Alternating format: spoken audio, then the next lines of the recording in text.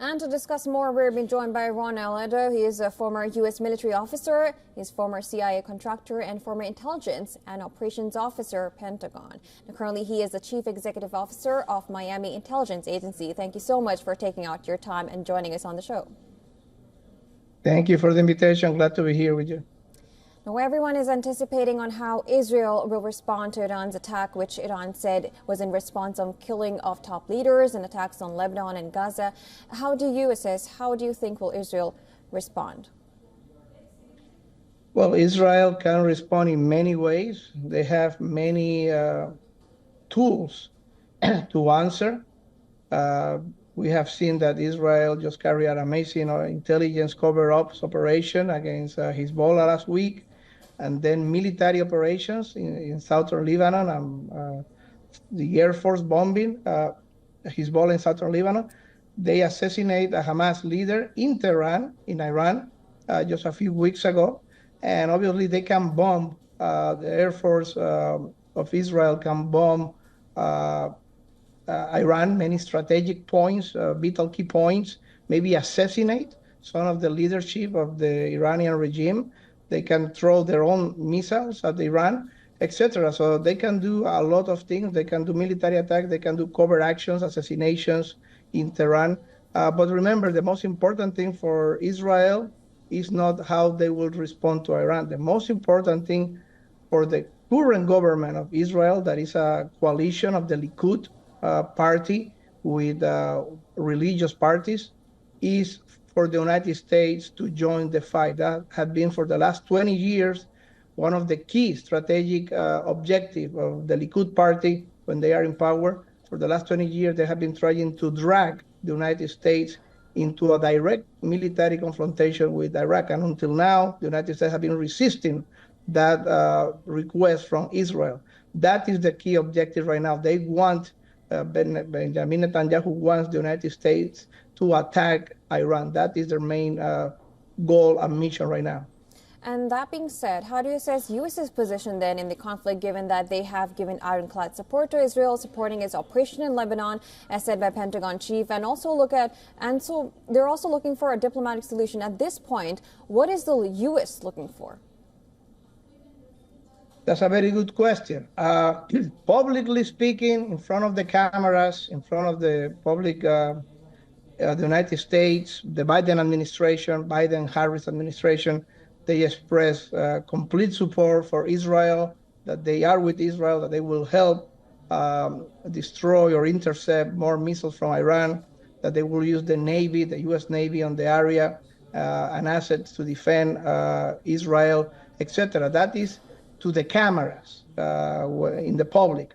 In private, what all the sources and experts from Washington, D.C. are saying is that the Biden administration is very angry and very frustrated with Benjamin Netanyahu, because they have been trying for many, many months to de-escalate, to have a ceasefire in Gaza. And one of the main reasons why the United States is very angry in privately with Israel is that Israel lied to the United States. Very recently, they told the United States that they will not escalate in Lebanon, that they will not target Nasrallah, the leader of Hezbollah, and the United States believed that and communicate that to the friends of the United States in the area, to Egypt, Kuwait, Jordan, Saudi Arabia, etc. And then obviously that information reached Hezbollah. That's why Nasrallah was able to get out of his bunker, to walk freely in Lebanon. And as soon as he did that, then Israel killed him with a targeted attack. So the United States is very furious right now in private with Israel, because they are not de-escalating, because they are escalating, because they just murder the leader of Hezbollah in South Lebanon. And the United States don't want that. The United States don't want a regional war and don't want to be dragged in a regional war, mostly now that the elections are coming and Biden is trying to do everything he can for Harris to be elected in November in the presidential election. They don't want the United States friends in the area, like Saudi Arabia, like Jordan, like Egypt, to turn against the United States. They don't want to be dragged into this war. So in private, The Biden administration is very furious with Benjamin Netanyahu and his government, but in public, they must always show support for Israel in public, in front of the cameras. And does that mean that they will try and push for a ceasefire or diplomatic solution as well? Absolutely. They have been trying for many months to de-escalation and a ceasefire in Gaza. Remember, in the United States, there is a left-wing faction of the Democratic Party, the Bernie Sanders supporters, and also the Arab Americans from Michigan and from other places that usually vote Democrat, that they have been putting a lot of pressure in the United States, in Biden specifically, and Blinken, for they to get a ceasefire in Israel with Gaza, and they don't want to escalate with Hezbollah in South Lebanon. But Israel don't want to do that. They do not want a ceasefire.